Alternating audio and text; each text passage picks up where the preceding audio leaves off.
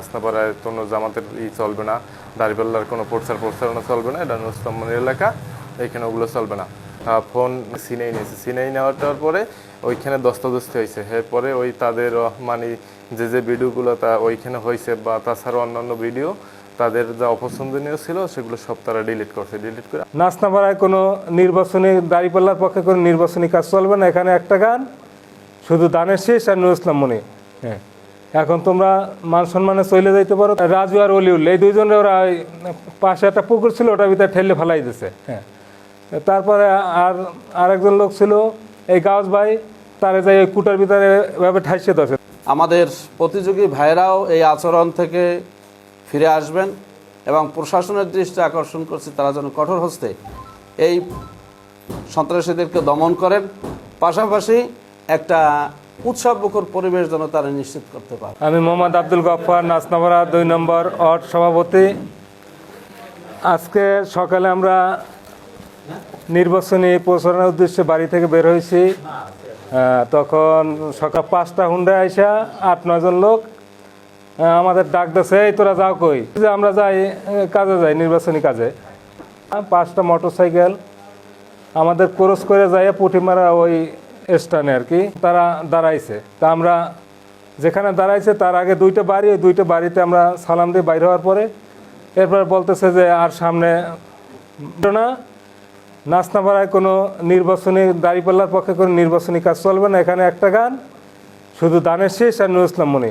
হ্যাঁ, এখন তোমরা মান সম্মানে চলে যাইতে পারো। তো আমরা ওখানে থামছি যে না, আমরা যাব না, আমরা নির্বাচনী পৌঁছানোর উদ্দেশ্যে আসছি, আমরা যাবো কেন? তোমরাও কাজ করো, আমরাও কাজ করি। হ্যাঁ, তখন আমাদের 2 জন কর্মী, হ্যাঁ, রাজু আর অলিউল এই দুইজনে ওরা পাশে একটা পুকুর ছিল, ওটার ভিতরে ঠেলে ফেলাই দিছে। হ্যাঁ, একজন লোক ছিল ওই কুটার ভিতরে এভাবে ঠাইসে ধরছে। তো তোদের মানা করছি, তারপর তোরা সামনে যাইতে চাও।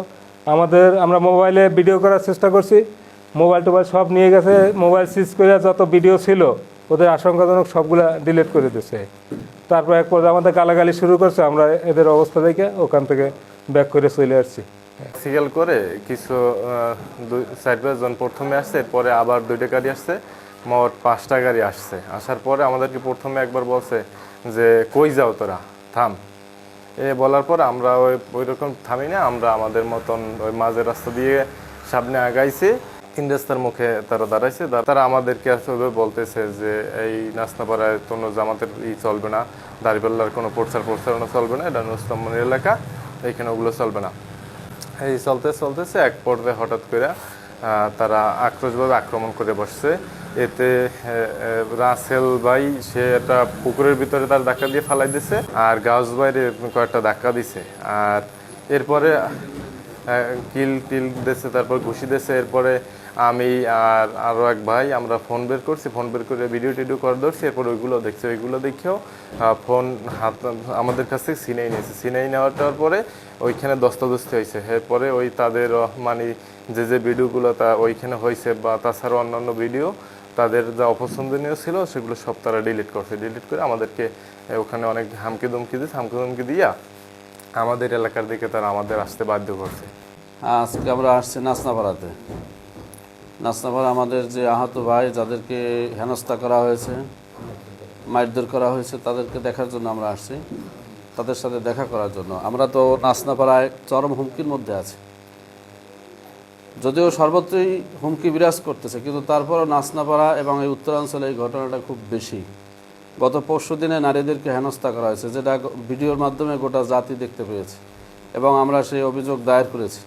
আবার একদিন পরেই আজকে সকালবেলা, এই 28 তারিখ সকালবেলা আবার আমার কর্মীদের সাথে ন্যাক্কারজনক আচরণ করা হয়েছে। তাদেরকে কিল ঘুষি মেরে পুকুরে ফেলে দেওয়া হয়েছে, তাদের সাথে অশোভন আচরণ করা হয়েছে, মারধর করা হয়েছে, লাথি মারা হয়েছে। মোবাইল নিয়ে মোবাইলের যে ভিডিওগুলি তারা করছিল সেগুলি ডিলিট দিয়ে আবার মোবাইল অবশ্য ফেরত দিয়েছে। এই যে একটা ভীতিকর পরিস্থিতি তারা তৈরি করতেছে, এর ধিক্কার জানাই, এটা আমার নিন্দা জানাই।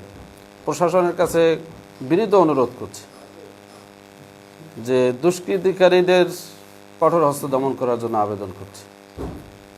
এই মাঠকে লেভেল প্লেইং ফিল্ড নিশ্চিত করার জন্য আমরা বিনীত অনুরোধ করছি। সকলে যেন নিশ্চিন্তে নির্ভয় একটা উৎসব মুখর পরিবেশে ভোট প্রদান করতে পারে, এইটা তো কোনো কথা না যে আমার এলাকা অমুকের এলাকা অমুক প্রার্থীর এলাকা, সেই জন্য কেউ কাজ করতে পারবে না, ভোট মানে অন্য কেউ ভোট চাইতে পারবে না, এই ধরনের কোনো বিধিনিষেধ কি নির্বাচনী আচরণবিধির মধ্যে আছে কি না এটা আমরা জানতে চাই। আশা করি নির্বাচনের সকলের জন্য সমান সুযোগ নিশ্চিত করা হবে। সকল প্রার্থী এবং প্রার্থীর পক্ষের লোকজন প্রচারণা চালাবে, নির্ভয়ে চালাবে, উৎসব মুখর পড়বে, হাসি মুখে যেন তারা প্রচারণা চালাতে পারে। কিন্তু ঘর থেকে নামতে পারে না, ভয় আতঙ্ক নিয়ে তারা ঘর থেকে নামতে হয়, আবার বাসায় ফিরে যেতে পারবে না, এই ধরনের আশঙ্কা নিয়ে তারা আমার কর্মীরা কাজ করছে। আমি আশা করি আমাদের প্রতিযোগী ভাইরাও এই আচরণ থেকে ফিরে আসবেন এবং প্রশাসনের দৃষ্টি আকর্ষণ করছে তারা যেন কঠোর হস্তে এই সন্ত্রাসীদেরকে দমন করেন, পাশাপাশি একটা উৎসবমুখর পরিবেশ যেন তারা নিশ্চিত করতে পারেন। সন্ত্রাসীদেরকে দ্রুত গ্রেপ্তার করার জন্য আমি বিনীত অনুরোধ করছি।